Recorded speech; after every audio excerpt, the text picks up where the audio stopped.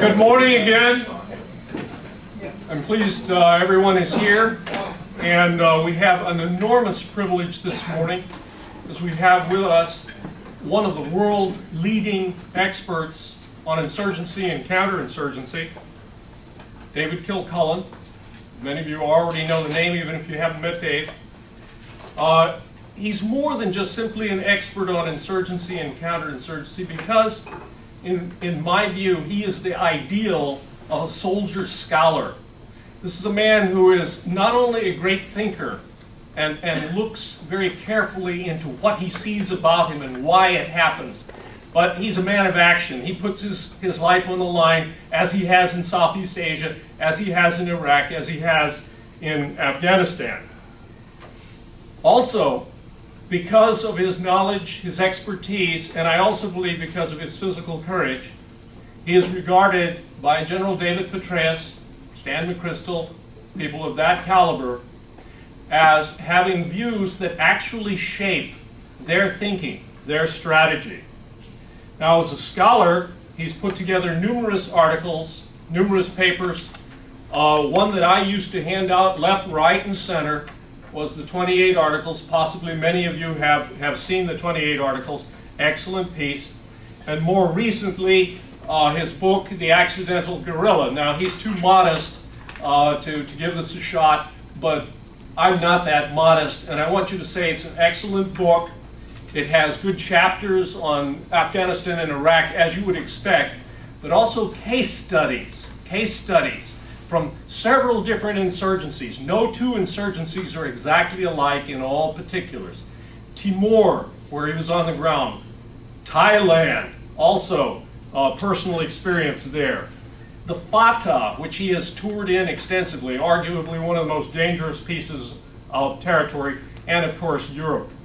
But more than that, I'm proud to say I can count Dave Kilcullen as a personal friend. Dave, please. Thanks, Ray.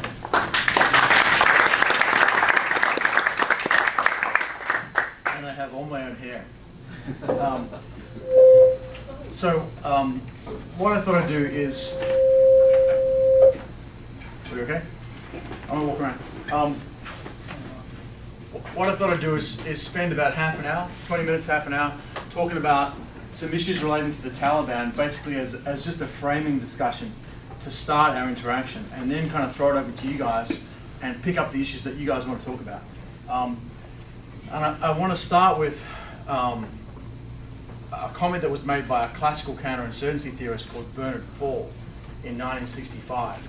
He gave a lecture at the Naval War College at Newport, Rhode Island, and one of the comments that he made in this lecture was that a government that's losing to an insurgency isn't being outfought, it's being outgoverned. And I'm sure you guys have read that. You can read the lecture in its reprinted version in Parameters, and he goes through in some detail about how he assesses and tracks the insurgency in Vietnam. But I want to pick up on this issue of how insurgents fight and how they govern as kind of ways to unpack the Taliban. So I want to talk really about two things to start with. Firstly, how the Taliban fight, and secondly, how they govern. Now, there is no Taliban. Okay, I'm sure you guys are all to the point where there's no single group, the Taliban, there's no single way of doing business. Afghanistan is different week by week, month by month. It's also different valley by valley. So what I'm going to give you is a caricature. Okay, it's a stereotype, but it's a framework within which to think about how the Taliban operate, and of course in any given district where you're at, or in any given time frame, it's going to be slightly different, but this is a sort of mental model that you can build on. Let me give you the 5 elements of the Taliban sort of operational system as I consider it. The first element is the mobile column. All right? The mobile column. The second element is local guerrillas.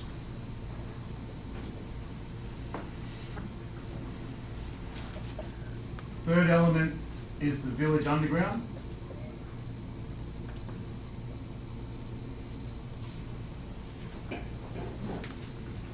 Fourth element is the support base. And then the fifth element is the terror network, which is actually linked into the other four, but it runs as a slightly compartmented or separate organisation. So we're going to talk about it in a slightly separate fashion. Can you guys over here actually read what's on the board? More or less? Okay, let me know if you can.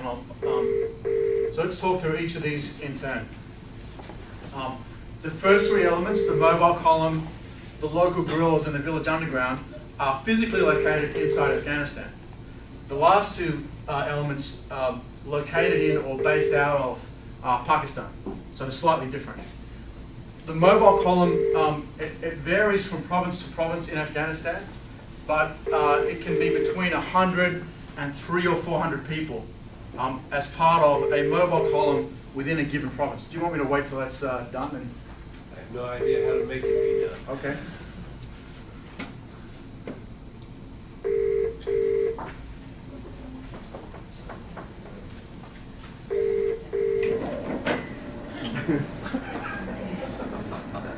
That was probably not the right button. Just a guess.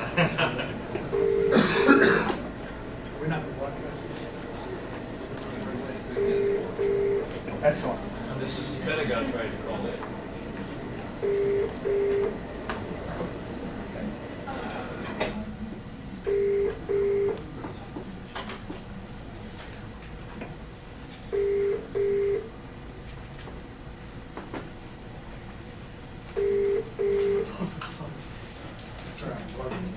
Leave it to technology. Uh-huh. The technician's on his way. Okay. Let's continue with the discussion while we're figuring out the technology. Okay, so how does a mobile column